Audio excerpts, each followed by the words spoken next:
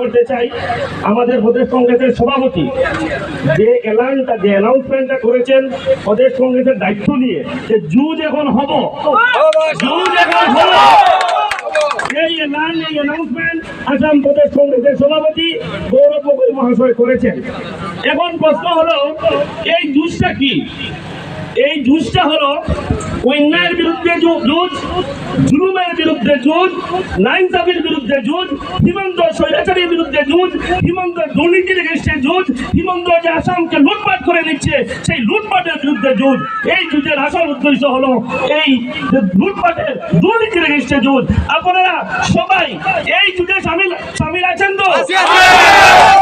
এই জুজে সামিল আছেন তো? এখন আমরা যার কথা শুনতে অধীর আগ্রহে রয়েছি।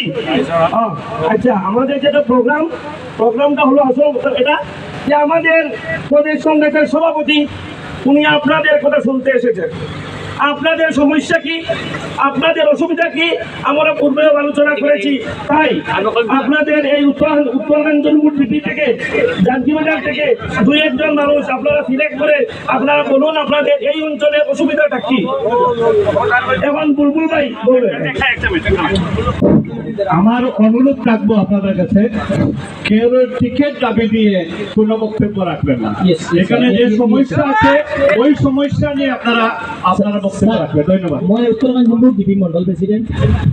মোর বুথ ইয়াত সেন্টার আছে দুটা 9-10 তো কারণটা হইল যখন প্রয়াত জননেতা তরুণ সরকার মুখ্যমন্ত্রী ছিল তখন আমরা হাইলাকান্দি একটা স্পেশাল একটা প্যাকেজ দেবো 100 কোটি টাকা, যেটা হইল মেগা প্রজেক্ট 100 কোটি টাকা।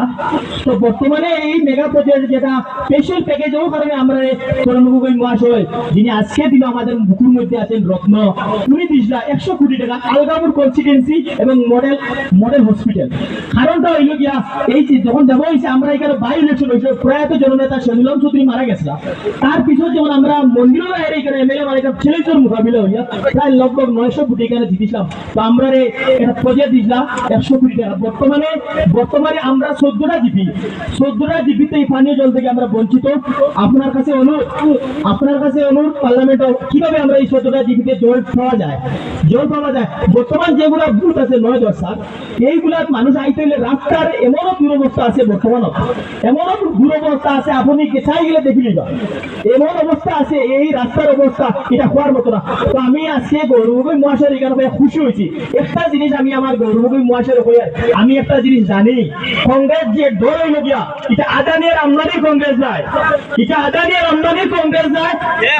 আমদানি হইল বিজেপি, আর কংগ্রেস হইল কি রাস্তার অটোওয়ালা রিক্সাওয়ালা গরিবের কংগ্রেস। তাই আমরা এই বিশ্বাস আছে গৌরব গগৈর নেতৃত্বে 2026 কংগ্রেস সরকার আয় যদি আমরা এইগুলা সমস্যার সমাধান হইব। আর এখন বর্তমানে যেগুলো সমস্যা আছে মেজর প্রবলেম হইলো আমরা পানীয় জলের সমস্যা।